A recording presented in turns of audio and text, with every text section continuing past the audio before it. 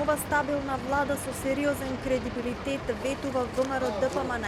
Лидерот на партијата Христијан Мицкоски денеска пред новинарите, покажувајќи листови со потписи, гарантираше дека има 61 пратеник за уривање на владата на Заев и ново парламентарно мнозинство. Мицкоски порача дека во периодот што следува со сите своји сили и средства со кои располага ќе проба да формира нова стабилна влада.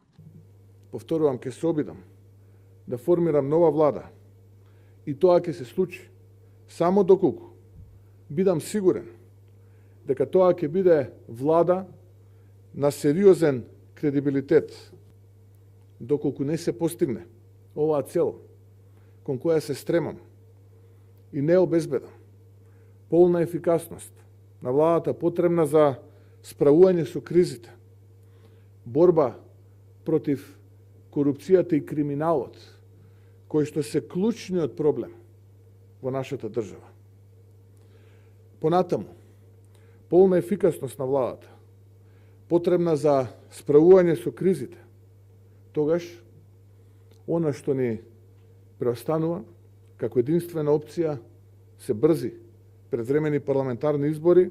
Партнерите на Мицкоски, кои вчера седнаа со него на маса, велат дека целта им е иста, а тоа е да ја испратат владата на Заев во минатото.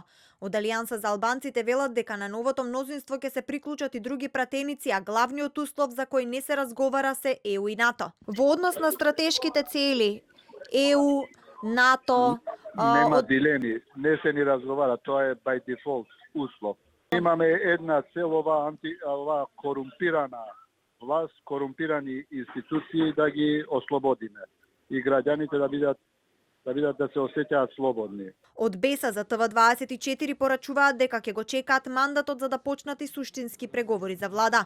И од Левица преку Фејсбук се изјаснија дека сегашното коалицирање е само за да падне владата на СДСМ и ДУИ. Левица и понатаму, односно и на идните парламентарни избори, ќе настапува самостојно како единствен политички представник на македонската угнетена класа. За идните избори и тоа кој како ќе ги организира, престојат понатамошни преговори на новото мнозинство.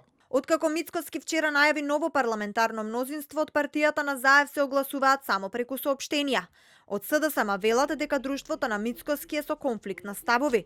Според партијата деновиве ќе се види дали ќе се избере нова антидемократска, антипреспа, антинато и анти-ЕУ влада.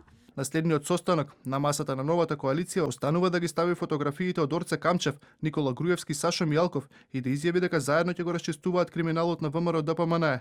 ДУИ, која веќе скоро 2 децении седи на владините столчиња, вели пак дека е во координација со своите стратешки партнери САД, ЕУ и НАТО и нема да настапува со емоции, туку со разум.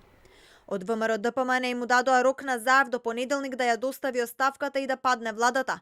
Но дали новонастанатата состојба ќе го испровоцира премиерот кој најави за минување да ја пролонгира оставката и да чека Мицкоски во собранието да испорача 61 глас, од Бихачка нема одговор. Тоа не треба да значи дека во моментот ние треба да го отвараме.